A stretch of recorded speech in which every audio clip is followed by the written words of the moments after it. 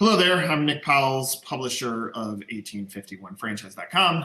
Today we are joined by Jack Moran of Paris Baguette to talk about the Why You, Why Now. All right, Jack, so why don't you kick this off and give us a framework for anybody that's looking at the brand and wants to understand what is it and why should I be involved. Let's do some framework around what is Paris Baguette and what is the place and what place does it own in the marketplace of franchising restaurants, cafes? Okay, so Paris Baguette is a bakery. It's been around since 1988. So what's that, 12 and 21, 33 years it's been around. We now have about 4,000 locations globally. So I would say there's proof of concept. What is it? In fact, it is a bakery, a real bakery that has baked on site bread, pastry, viennoiserie, which is croissants, pain chocolat, etc., and cake that we make on site. Lots of cake for birthdays, for graduations, for any event that deserves some type of commemoration. We are largely a franchise-based company. We attempt and generally succeed at bringing the bakery back to the heart of the community where it used to be and has disappeared. We're looking for owner operators who are from a community, of a community, part of a community, who are going to hire friends, family members, participate in the Little League uniform donation, have the birthday party for the girl down the street who just graduated and provide the cake. We want to provide moments of joy to an integrated community, and we want the owner operator of the franchise to be the center of the community and of the energy that the community provides. And so we think, Nick, that compared to, let's say, burger, chicken, pizza, the competition and the segmentation and the fragmentation in those different verticals is very, very intense. Lots and lots of burger chains, lots and lots of pizza chains, lots and lots of chicken chains, lots and lots of burrito chains, all kind of fighting for the same market share and fighting for the same customer. We think, as a point of distinctiveness and differentiation, we're really one of the sole players in what used to be a big bakery space. We look at a company like Panera Bread that maybe has over 2,400 locations in North America. Panera, you look at the name, bread. It started out as a baked goods concept, as a bakery, but every year the baked goods offering in Panera gets smaller and smaller and smaller. Those of you who know Panera, it's soup, sandwich, salad, it's delivery, it's catering. That's not Paris Baguette. We want to go into that space that Panera left. We want to go into that space that Starbucks tried to get into when they bought La Boulange from San Francisco 8-10 years ago and tried to have a good croissant. But ladies and gentlemen, Starbucks is a coffee company, and that's their core business, and they can't do bread and they can't do pastry because it's time consuming and it's hard to get great quality. That's where Paris Baguette steps in, and that's where a franchisee has a very, very small, if at all, direct competitive set. You open in a market, you're the only game in town for what you do. High quality croissant, high quality baguette, amazing made on site cakes. There's nobody in the cake business anymore. Cakes are too complicated, too hard. We make them live every day in the shop. To train your cake maker, I'm sorry to say, takes 2 months. And they really don't know what they're doing for 6 months. That's the level of craftspersonship that is necessary to drive this high quality standard that we insist upon. But I think, in summary, we're a bakery. We're a bakery with a long history. We're a bakery in a category that exists in the mind of the customer, but that has been abandoned by the industry. We are providing our franchisees with the opportunity to swim in the blue ocean. The red ocean is the blood-infested ocean where the competition is super, super fierce.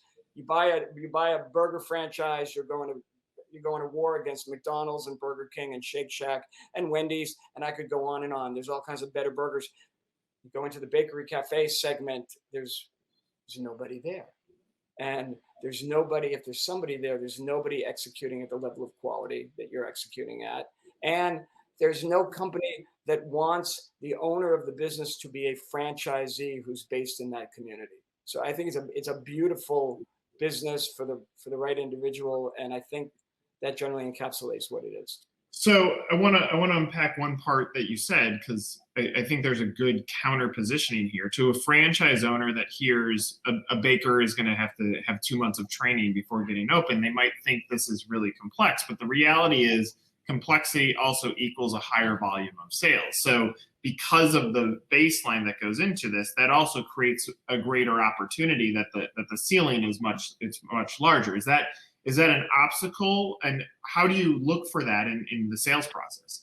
I think it's an opportunity, really. I think the craftspersonship that is required means you're going to have to work a little harder at finding an employee who is looking for a meaningful role. Not a minimum wager who's going to work for you for two months and then go someplace else. And you can find those people who really want to anchor into a business and become a part of it. And the training for a baker or a caker that's 2 months, you have at max 3 bakers, 3 cakers who you've given extensive training to. The rest of your team can be what I just referred to. The minimum wager who comes in and out, or your friend's neighbor's friend who has got a child who's in high school who works for the summer, all of that. Back to, though, why the training pays off. We have some locations in the U.S. That will sell on a Saturday north of 200 whole cakes at $40 a cake. There's real revenue generation and real income stream that's provided by just that level of craftsmanship and quality that you provide by making sure someone goes through that training. When you're joining the company, I mean, you come from great brands that you end up being a hired gun that's joining this company. So therefore, as a hired gun, you have the opportunity to say yes or no. It's not like you were out there applying on LinkedIn and saying, give me this job. So because of that, when you're looking at this, what really got you jazzed up about this opportunity when you're coming in as a leader within the organization? What struck me first about this business, it was interesting. I encountered Paris Baguette in 2016 in Singapore. I was on a business trip. I went to one of the many, many malls in Singapore because there is no real downtown. So it's a city-state, 7 million people. There's malls dispersed throughout the city. And I walked into a mall, and front and center was this concept called Paris Baguette that I'd never seen. And I could look through the glass, and I saw these bakers in those big French toques, the chef hats, and they were baking live. And that really, that animation, that activity really captured my imagination. And then I went into the shop, and then I could smell the bread, and that aroma sort of transported me someplace. Now I was under a spell. Then I bought a croissant, and it was crackling, buttery, light and flaky. It was everything that I wanted a croissant to be. And I thought, wow, the quality here is really amazing. So I then, Nick, maybe 4 or 5 months later, I had to do another business trip, and I landed in Seoul, Korea. And unconsciously, I sort of got off the plane. I'd probably taken a night flight. I thought, well, I'm going to start my day with a cup of coffee. And I thought, not consciously, but unconsciously, I'm sure when I get to downtown Seoul, there'll be 20 Starbucks within walking distance. And I'll just go grab something. And when I got out of the subway and I was in the center of Gangnam, which is a neighborhood in Seoul. I got out, and on 4 corners of the street was not Starbucks, but was Paris Baguette. I thought, wow, that's that brand from Singapore. I can't believe their penetration. So it also gave me a notion that you could have high quality and you could also achieve scale. So somehow behind all of that, there was a model that was working.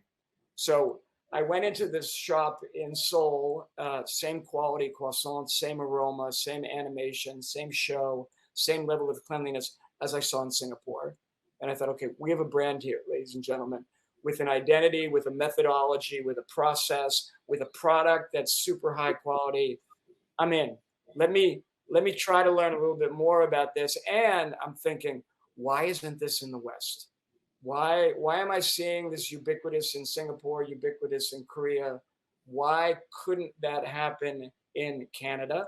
Why couldn't that happen in the US? Why couldn't that happen in Mexico? Let's bring this brand to the States. Let's bring it to Canada. Let's go. So that was sort of the motivation. So 4,000-ish locations. It's amazing that it takes 2016 for you to see a brand for the first time. So it almost is like this is a giant brand that has floated underneath the radar, but is beloved by communities. Do you see that as part of the opportunity? Is that it is still it's still an emerging brand? Yeah, I think that's really part of the story. And Nick, I think you hit the nail on the head with the word beloved. It's amazing how the people in Korea, Singapore, Vietnam, China love the brand. I remember going to like a seminar, like 6 years ago or something, and they talked about love marks. And you didn't want to be a brand that was distinctive, or you didn't want to be differentiated. The goal was to be loved. And I took that with a grain of salt. But when I got to Korea and got to learn more about this brand, and then I saw that the brand, in fact, I learned had come to the U.S. in 2005. I had never seen it because it had initially, in its comfort zone, it had come to Koreatown in LA in 2005. It had migrated to a neighborhood on the East Coast of the US called Palisades Park, New Jersey, which is Koreatown, East Coast. I don't travel in those areas normally unless I pass through. So it was completely off of my radar. But as I started to visit those areas and I saw the communities and their engagement with the brand, the level of love, and I use that word very infrequently, but it was really palpable here. People really love this brand, and a lot of Canadians who I've talked to, who are either expatriate Chinese, expatriate Korea, or parents grew up in Asia, Paris Baguette is part of their childhood. They can't wait to taste that buttercream bread they had when they were 7. So there's really the ability of the brand to bring joy, to be part of the fabric of the daily lives of people, and it becomes part of the narrative of a lot of people as they grew up. That was part of their childhood, and I think so. Yes, do I see that as an opportunity? Oh my God, I think it's a huge opportunity because, again, I think in Canada, maybe 25, 30, 35 years ago, there was a little bakery in every town, owned by a mom and a pop. And then Walmart came to town, and then Panera came to town, and then Tim Hortons came to town, and then they couldn't compete. They closed shop. That notion of a bakery is still in people's minds. And I think we all kind of hoped, well, if the baker went out of business, I can probably get what I was looking for at Tim Hortons or at Walmart or at Panera. But now I can't because they're all out of that game. Hortons also was great for baked goods. They copied McDonald's and said, you know what, there's way more money in breakfast sandwiches. And Dunkin' Donuts, same thing. Dunkin', we saw this, right? Dunkin' Donuts. It's now Dunkin'. Why? because you have to make the donuts every day, and it's time consuming. So even Dunkin's out of the baked goods game. They sell donuts kind of as an add-on. So again, I go back. So yes, there's a great opportunity because the brand was super strong in Asia. There's a white space in North America. There's a white space in Canada. We take this really successful idea from Asia that we know has legs, has legacy, has systems and processes. We bring it to Canada, and we occupy a space in the customer's mind that already exists. It's a category that exists that's been vacated. And now we plug this into that category. And as we said earlier, there's no competition in this category anymore. It's not like chicken, pizza, etc. There's nobody playing here. Everybody went away. So I think it's a great opportunity. So one thing that I want to unpack out of what you just said there is your relationship with the brand is a 5-year relationship back to 2016. So it's not like for a franchise buyer, for most brands that are 30 plus years old, the franchise buyer has to go all the way back to their childhood to find something nostalgic about the love for it. That's a vast majority of buyers. When I was a kid, I remember this. Reality, this could be infancy. You could be in New York and happen into one. You could be traveling internationally and happen into one. But how passionate you became that quickly is because product was superior. The business was sound clearly already. Yet the opportunity was rich. So the reality is your buyer, as you expand into Canada, could be someone that tries the food for the first time today. Yes, I think so. And what I'm hoping is that it's someone who's 10 years old who tries the food for the first time, and we're listening to their story 15, 20 years from now, and they're telling us that, I remember growing up in GTA just outside of central Toronto, and part of what I remember about my childhood was, the app that I had on my phone while I was eating at Paris Baguette. And how great the Wi-Fi was while I was chatting with my friends and sipping at Paris Baguette. I think we can be part of the fabric of the next generation and part of their memories. What's the growth strategy now for Canada? What are you focused on? What does the next 24 months look like? So we decided, for the sake of all our future franchisees, we decided to open in Toronto first because it's the cultural media capital of Canada. And we thought we could get the biggest bang for the buck, if you will, in building a flagship. So we're opening a flagship on Yonge and Bloor, the heart of Midtown Toronto, which we believe will generate some brand recognition and some stories that our future franchisees can leverage. We're going to focus initially on seeding the Greater Toronto area market, but I'm not married to just doing that. So there are some other nodes that we're really interested in. Edmonton, Calgary, Vancouver, Montreal are probably the big four right behind Toronto, and they can almost happen simultaneously if we can find the right partners. The last question that I want to ask, and it's an easy one and a hard one, but why you, why now? Why should someone, if I'm a franchise buyer, I'm coming to the table, I'm properly capitalized, I'm looking at opportunities for me, why you, why now? I think when you say why you, why the franchisee? No, why you as a brand? Okay, why? I think Paris Baguette, and why now? I think Paris Baguette now. Let's talk about the brand first. Why Paris Baguette? Because it's a bakery in a category that's been abandoned. It's not a burger. It's not a pizza. It's not a chicken. It's not a burrito. I can keep going. Every single category right now is overpopulated with competition. So why Paris Baguette? Because you enter into a segment with little to no competition. You also enter into a segment with little to no competition with a brand that has 33 years of history, savoir-faire, expertise, muscle behind it. and you get a brand name that is already well leveraged and well known. You get an operating system that's been tried and tested. We are a vertically integrated company. So the raw material that you will use, all the dough that you will use to build all the products, we manufacture and we sell to you. So you don't have to mix the batter every morning for the cake. You make the cake, but we make the fundamentals of everything for you. So it takes a lot of the risk out of the quality control.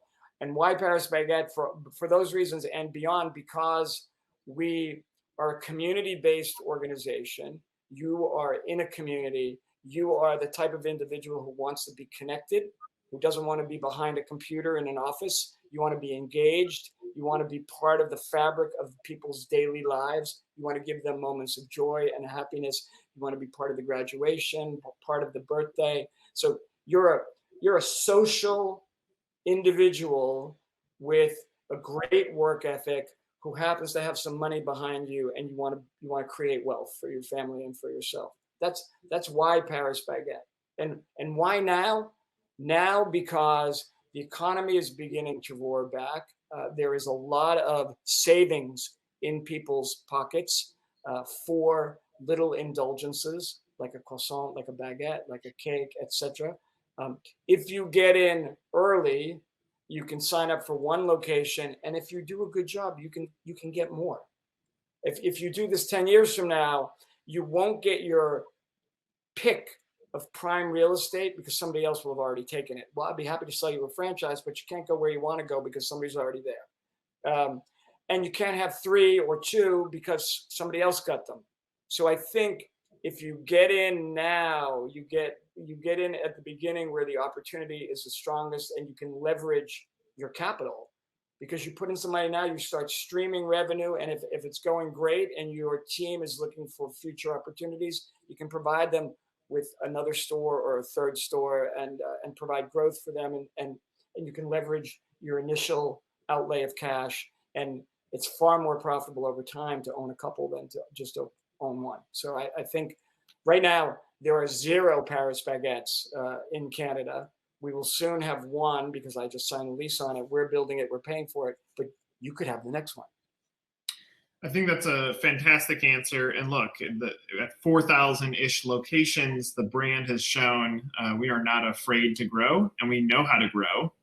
Canada has not been our focus, and now it is. So I think it's a fantastic answer. Jack, thank you so much for sharing your story and the why you, why now of Paris Baguette. Appreciate it. And for those watching, hopefully you get some value out of this. Continue to do your research and homework around the web. This is your first intro into the brand. Thanks, Nick. I look forward to seeing everyone in Canada.